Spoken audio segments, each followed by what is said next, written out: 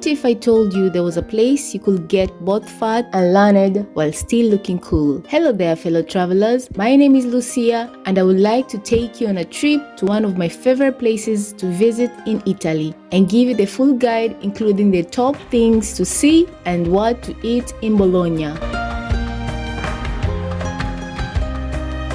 Bologna is a fun city, the good kind of fun, where you can both enjoy yourself and learn something while at it. Bologna is the lively, historic capital of the Emilia-Romagna region in northern Italy. Bologna has three nicknames: La Dotta, the learned one, as a center of learning older than most cities have been alive. It refers to the University of Bologna, founded in 1088. It's the oldest university in the world that is still in operation. Many notable figures, including Dante Alighieri, studied here. Italian inventor Guglielmo Marconi, the inventor of a practical radio wave-based wireless telegraph system, was also born in Bologna. La Rossa, the red one, is in reference to the beauty of her red rooftops of the historic center, and La Grassa, the fat one, refers to the fat city. Bologna is legendary for its traditional cuisine, tagliatelle al ragù and lasagna alla bolognese, and also the famous Parmigiano Reggiano comes from the region of Emilia-Romagna. Just a few of the many examples. Without saying much more, let me give you a guide to the city of Bologna, where romance, wisdom, fun, and happiness is to be found 498 steps into the air, under 666 arches over your head, and 40 kilometers shaded from the sun. Now that's a little bit dramatic, but yeah, we had to do that. First thing you'll want to do in Bologna is to grab videos and photos of yourself under the towers of Asinelli, climbing the tower, then shooting the awesome vista of Bologna while at the very top of the tower. Just as old as the towers is the Basilica di San Petronio, a church so overwhelming in its presence there are some that have described it as a dragon at rest. It's a fitting description in my opinion. Just the exterior of the church bears famous carvings of scenes from the original scene, Fall of Man, Binding of Isaac, Noah's Ark, all famous and critical moments in man's history, where a single turn would literally spell doom for mankind. The Basilica di San Petronio also houses the longest indoor meridian line in the world, measuring 66.8 meters inlaid in the paving in the left nave. It was designed in 1656 by Italian astronomer Gian Domenico Cassini, a professor of astronomy at the University of Bologna.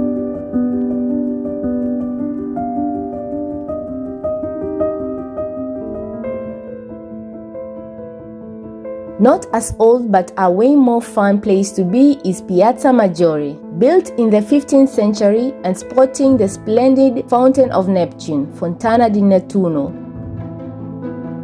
According to a Bolognese legend, in order to circumvent the church's censorship, back in them days, the churches didn't like seeing this, and this. Hence why when visiting Italy, most sculptures are covered. But Gian Bologna, a Flemish sculptor, was not about that life. After all, we are all here because of it. So he made the statue in such a way that, when viewed from a particular angle, the thumb of Neptune's hand would resemble an erect stand on the black stone, also called the Stone of Shame, in the pavement of the square, located near the steps of the Sala Borsa Library. This particular piazza in the city was simply made for your photo album. You can stop at the center of the square and do a 360-degree shot of the city's center. As I see it, this piazza was the culmination of the modern Renaissance thinking in architecture and what beauty should look like.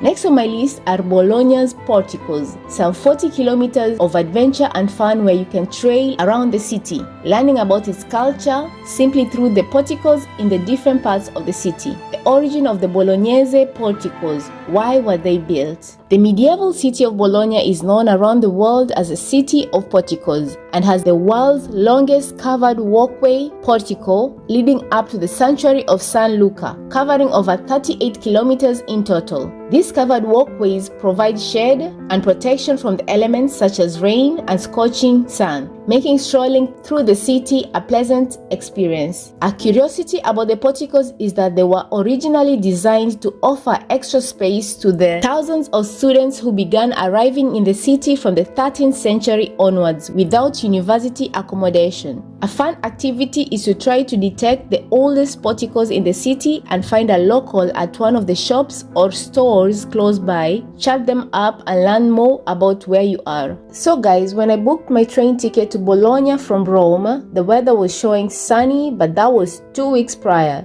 Then, the day before traveling, I checked and I saw it was raining and almost wanted to cry. But then, I remembered that Bologna was full of porticos literally everywhere, meaning I could walk in the rain, sun, storm, and still enjoy it.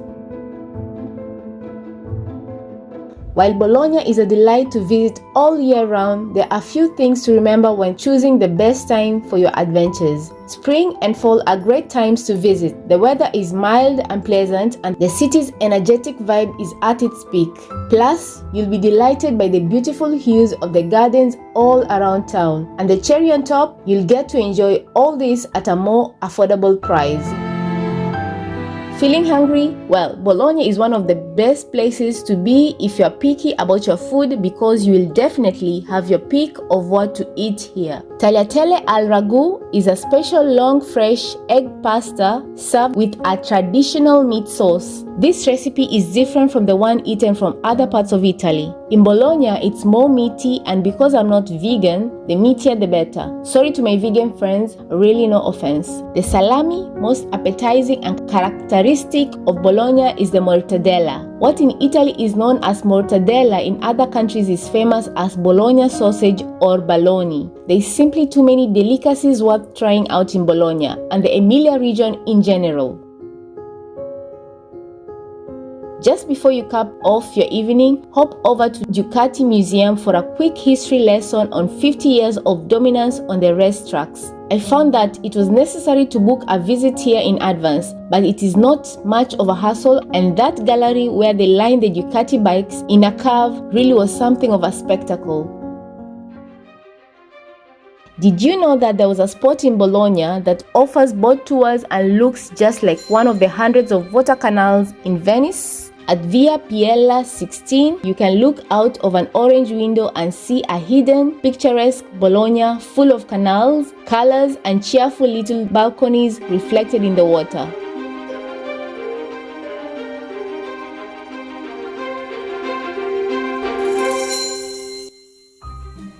I have described so many of the fun experiences, I had almost forgot to include the educational ones as well. The Archaeological Museum hosts the third largest collection of Egyptian artifacts in the world, some 100,000 coins and medals from all over the world, and everything historical about Western Europe from the Celts to the Romans. Bologna also has its own Academy of Arts and Pinoteca, where you get to see paintings from artists who originated from Bologna. Next, if you're spending more than a day in Bologna, you will want to head over to the Basilica Santuario Santo Stefano.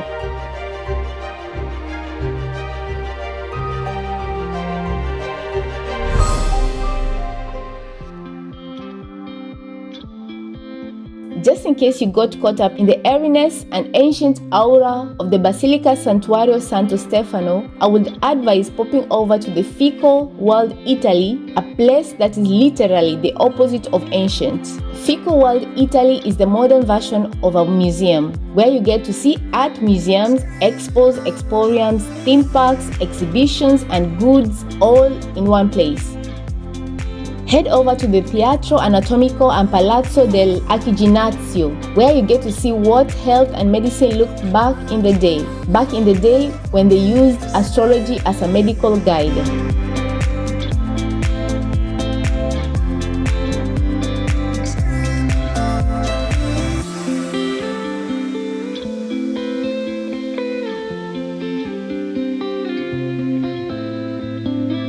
By now you are either famished or pensive. The Quadrilatero neighborhood was just what I needed myself and just the right place to set my mood back on track.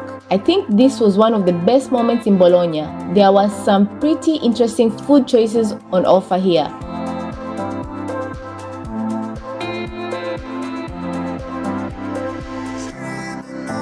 The Santuario Madonna di San Luca was simply too inspiring. Just getting there was a challenge and adventure in itself. To get to the sanctuary in the historic fashion, you need to walk some 4 kilometers of the Portico di San Luca that was expressly built for pilgrims walking up to the church. The sanctuary itself is elevated 300 meters above the city of Bologna, making the hike a challenge and fun at the same time. However, the climb is well worth the strain. First, the views of the countryside from the walk is breathtaking. This is a beautiful part of the country to visit and something to keep with you forever. And if you do get to climb up to the church's top, you will be rewarded with so much more for your memories.